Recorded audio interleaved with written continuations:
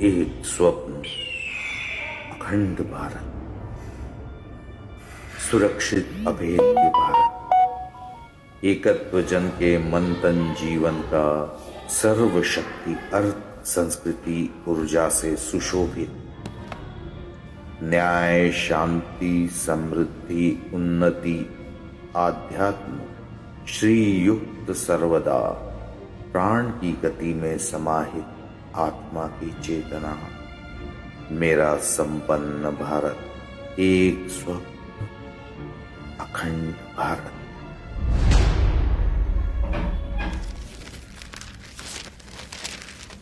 कौशल उस डायरी के पन्नों को पलटते हुए गुदगुदाया और फिर डायरी बंद कर दी। ये उसकी मां की डायरी थी। यही एक चीज थी जो उसके लिए उसकी मां की निशानी थी, और उसी डायरी में लिखी ये चंद पंक्तियां उसके लिए जीवन का प्रतीक थी। आज तक कौशल ने कभी कोई प्रार्थना या पूजा नहीं की थी। ये कुछ पंक्तियां ही उसके लिए सब कुछ थी। इन्हीं को पढ़कर उसकी सुबह होती, इन्हीं को पढ़कर उसे रात को नींद मिलती। डायरी को वापस रख कौशल बिजली कार्यालय में जाने के लिए तैयार होने लगा। नाश्ता बनाया, खाया, लंच बॉक्स तैयार किया, सादे काले रंग की पैंट और आसमानी रंग की शर्ट पहनी, अपनी पुरानी कलाई घड़ी पहनी और घर से निकल गया। बिजली का कार्यालय उसके घर से 2 किलोमीटर ही दूर था और वो अपनी साधारण सी साइकिल से ही कार्यालय आया जाया करता था। आधे रास्ते तक जाकर उसे याद आया, धत तेरे की, पर्स तो घर ही भूल आया। फिर वापस आकर पर्स लिया और फिर जल्दी जल्दी साइकिल चलाकर कार्यालय पहुंच गया। पटना में रहने वाला कौशल सावले रंग का 26 वर्षीय युवक था। चेहरे पर गंभीरता की परत में से हल्की सी मुस्कुराहट सदा झांकती रहती थी, जिसे देखकर हर किसी के चेहरे पर मुस्कुराहट की हल्की सी लकीर तो खींच ही जाती थी। लेकिन हर रोज उसे देखकर वाह रे मेरे हैंडसम शर्मा, ये कॉम्प्लीमेंट देने वाले मुकेश जी ने उसे देखा तक नहीं। दरअसल वो किसी उपभोक्ता से सवेरे सवेरे बहस में उलझे हुए थे। देखिए मैडम, मैं कोई आम कर्मचारी नहीं हूं जो जाकर आपके इंस्टीट्यूट की बिजली का मीटर चेक करे। अब समझती क्यों नहीं है? सवेरे सवेरे बिजली विभाग के कार्यालय में एक कर्मचारी और एक उपभोक्ता की बहस हो रही थी, जो कि कार्यालय में रोज की बात है। लेकिन मुकेश जी जैसे उम्रदराज, शांत और अनुभवी कर्मचारी से किसी की बहस हो जाना अपने आप में एक अचंभे वाली बात थी। मैं इस शहर में नहीं आई हूं, इसका मतलब ये तो नहीं कि आप कुछ भी बहाने सुनाकर मुझे यहां से दफा करें। वो उपभोक्ता युवती थी जिसका नाम ऋत्वी था। वो काफी गुस्से में थी, क्योंकि काफी बार कार्यालय के चक्कर लगाने के बाद भी उसकी सुनवाई नहीं हो रही थी। देखिए मैडम, मैं नहीं जानता कि आप इस शहर में नई आई हुई हैं। अब सरकारी काम तो हर शहर में एक ही तौर तरीके से होते हैं ना। मुकेश जी ने अपने चिरपरिचित अंदाज में सहज रूप से हंसते हुए कहा। साफ साफ क्यों नहीं कहते कि आपको रिश्वत चाहिए? अरे आपको तो ऋत्वी भड़की। ना ना ना ना मैडम, आप गलत समझ रही हैं। मैं रिश्वत की बात नहीं कर रहा हूं, मैं तो इंतजार की बात कर रहा हूं। जिसका ये काम है वो लड़का छुट्टी पर गया हुआ है, कुछ दिन बाद आएगा तो आपका मीटर चेक हो जाएगा। मुकेश जी ने उस लड़की से कहा और अपनी टेबल पर कागजों में उलझने की शुरुआत करते हुए कौशल की ओर अर्थपूर्ण दृष्टि से देखा, जो आज शायद मुकेश जी से अपने हैंडसम वाले कमेंट के न मिलने से दुखी सा था। मैं और कितने दिन इंतजार करूं? आपका मीटर तो हर रोज बिल बनाने में पीटी उषा को पीछे छोड़ रहा है। अरे इतने कर्मचारी है, किसी को भी भेज दीजिए, कोई काम छोटा बड़ा नहीं होता। मैं तो, ऋत्वी बोल ही रही थी कि मुकेश जी ने उसे रोक दिया। आप एक काम कीजिए, अपने साथ कौशल बाबू को ले जाइए, ये देख लेंगे आपका मीटर। हालांकि इनका काम ये नहीं है, लेकिन मैं बात करता हूं उससे। मुकेश जी अपना चश्मा साफ करते हुए आंखों पर लगाते हुए बोले और कौशल की टेबल के सामने आकर खड़े हो गए। थोड़ी देर उससे बात की और फिर कौशल जरूरी सामान का थैला लेकर ऋत्वी के साथ चल दिया। ऋत्वी अपनी स्कूटी से जा रही थी और कौशल उसके पीछे अपनी साइकिल से आ रहा था, क्योंकि उसे ऋत्वी के कंप्यूटर इंस्टीट्यूट का पता नहीं मालूम था। ऋत्वी का दिमाग जैसे सुबह सुबह उखड़ा हुआ था फिर बिजली कार्यालय में हुई बहस। अब ये साइकिल के चक्कर में उसे अपनी स्कूटी की स्पीड कम रखना पड़ रही है। आज भी पक्का 2 क्लासेस छूट जाएगी। बड़बड़ाते हुए रिति ने अपने कंप्यूटर इंस्टीट्यूट के बगल की पार्किंग में अपनी स्कूटी लगाई और कौशल का इंतजार करने लगी। 2 मिनट बाद ही कौशल अपनी साइकिल लेकर वहां पहुंच गया। रिति ने उस पर नजर डाली। बेचारे की शर्ट पसीने से भीग चुकी थी, माथे पर भी पसीना साफ दिख रहा था, लेकिन चेहरे पर हल्की सी मुस्कान और आंखों में गंभीरता साफ झलक रही थी। परेशानी या थकान जैसे कोई भाव उसके चेहरे पर ऋत्वी को दिखाई नहीं दिए। जी, लगातार घूर रही ऋत्वी को प्रश्नवाचक नजरों से देखते हुए कौशल ने कहा, तो ऋत्वी झेप गई। उसने अंदर इंस्टीट्यूट की तरफ इशारा किया और खुद जल्दी जल्दी सीढ़ियां चढ़कर ऊपर की मंजिल की तरफ चली गई।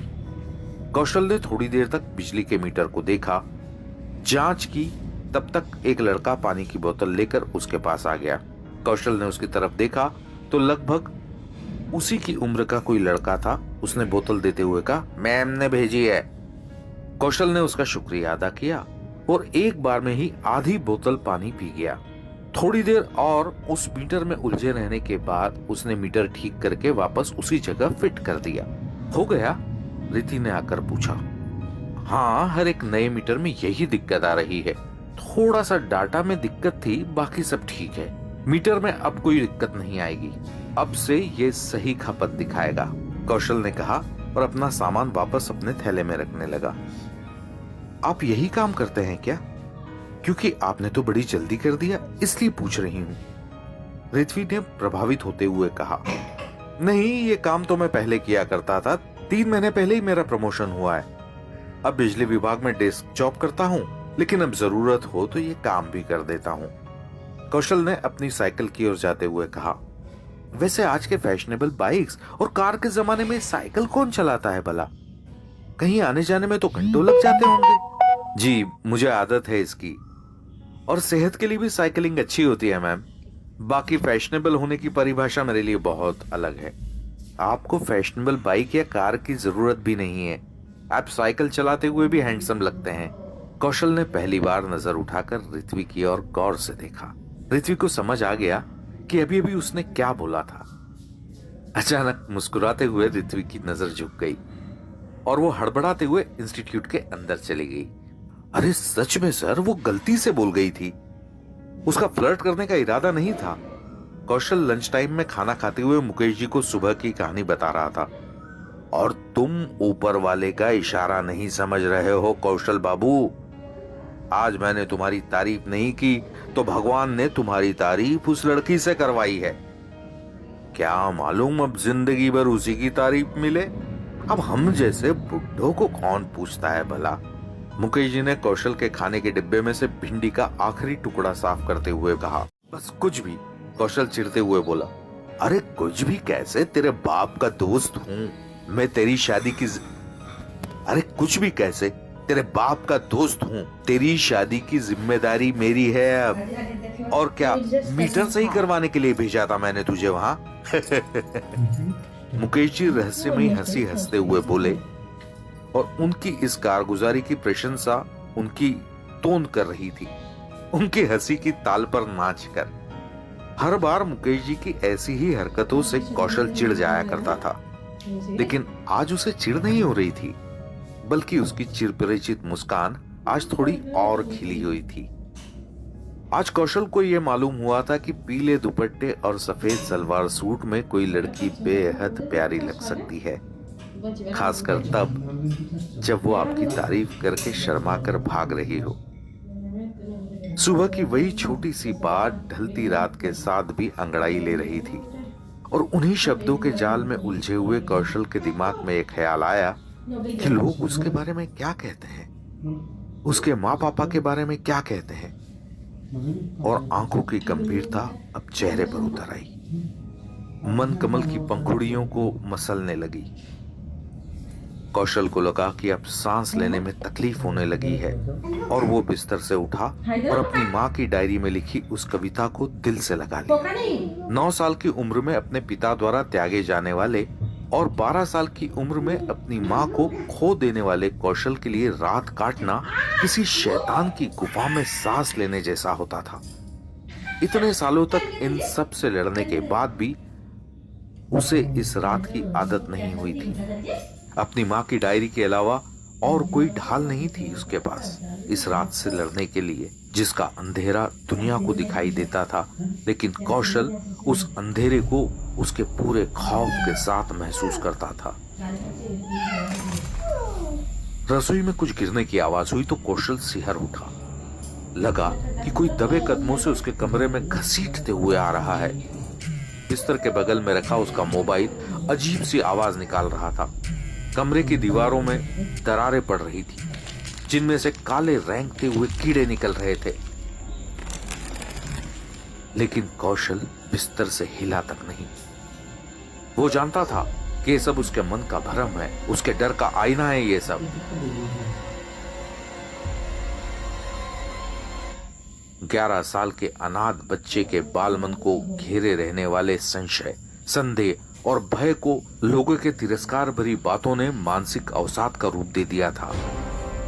पर कौशल इस डर से लड़ना जानता था, इस अवसाद से लड़ना जानता था। अपनी मां की डायरी को कस के सीने से लगाते हुए वो आंखें बंद करके सुबक रहा था और अपनी मां की छवि को अपने मन में साकार कर रहा था। कुछ पल बाद सब शांत हो गया और कौशल नींद की आगोश में समा गया। वर्तमान समय। प्रोफेसर जितेंद्र सिंह चौहान के प्लान के मुताबिक सारी प्रोसेस शुरू हुई, मगर कुछ देर बाद ही कौशल और भरत के बीच मानसिक तरंगों का संचार हो गया।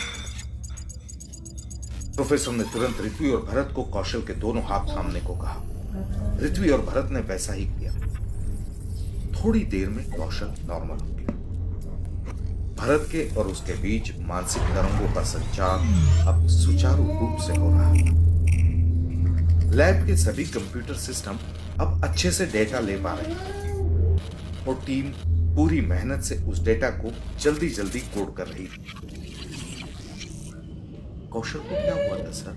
ऋत्वी ने परेशानी से पूछा। कौशल की मेमोरी में वो टाइम रिपीट हुआ था जब वो बहुत डरा हुआ फील कर रहा था। तुम जानती हो ना कि हमेशा से वो कितना अकेला रहा है, कितना मानसिक अवसाद उसने अकेले ही झेला होगा। तुमसे और भरत के मिलने के बाद उसने खुद को संभाल लिया, लेकिन वो डरावनी रातें आज भी उसे डरा रही। पर तुम दोनों उसके साथ हो, चिंता मत करो, अब वो मानसिक रूप से बहुत ज्यादा मजबूत है। तुम बेफिक्र हो जाओ और जाकर अपने सिस्टम संभाल। प्रोफेसर ने ऋत्वी का कंधा थपथपाते हुए उसे स्नेहपूर्वक समझाया। सर, आपका कंप्यूटर डायरी से इनपुट नहीं ले पा रहा।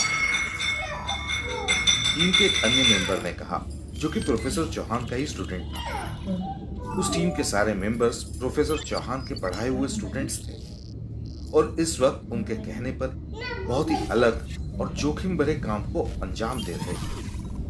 कौशल की रिकवरी से डायरी की पावर भी बहुत बढ़ चुकी है। मुझे इसकी प्रोग्रामिंग में थोड़ा चेंज करके इसके सॉफ्टवेयर को अपडेट करना पड़ेगा।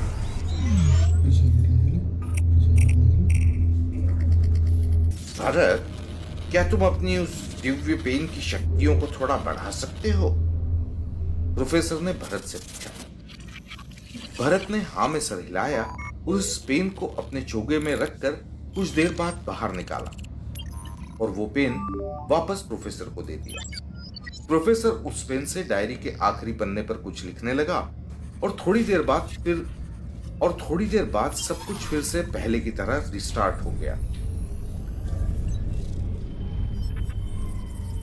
अब हम डायरी की शक्तियों को अपने कंप्यूटर सिस्टम के हिसाब से कंट्रोल कर सकते हैं, प्रोफेसर ने अपनी टीम को बताया। भरत ने फिर से अपनी एक आंख से कौशल के सिर पर बनी सुनहरी तरंगों के जाल के बीच से नीली तरंगों का संचार शुरू कर दिया और दूसरी आंख से प्रोफेसर की डेस्क पर रखी डायरी पर नीली तरंगों का संचार शुरू कर दिया।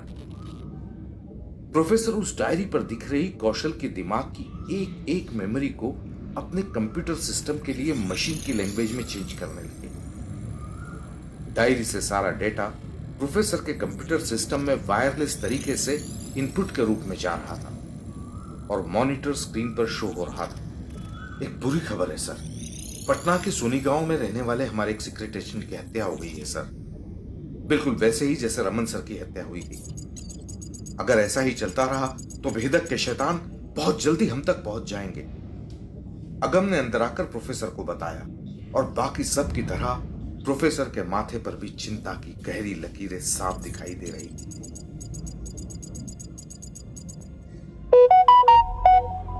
शुरू हो चुका है एक अनोखे देशभक्त का अनोखा सफर। आज के एपिसोड ने जरूर आपको सस्पेंस और रोमांच की दुनिया में लाकर खड़ा कर दिया होगा। बहुत सारे सवाल आपके दिमाग में होंगे, उन सवालों के जवाब हमें इसी सफर में मिलेंगे। अगले एपिसोड में हम जानेंगे कौशल की एक सीक्रेट मेमोरी के बारे में, प्रोफेसर चौहान और भरत की बढ़ती मुश्किलों के बारे में, देश की सुरक्षा के हित में लिए गए ऋत्विक के एक बहुत मुश्किल फैसले के बारे में। तो बने रहिए हमारे साथ और सुनते रहिए देश प्रेम की हर हद पार कर देने वाले गुप्तचर की कहानी आपके अपने आरजे पराग छापेकर के साथ।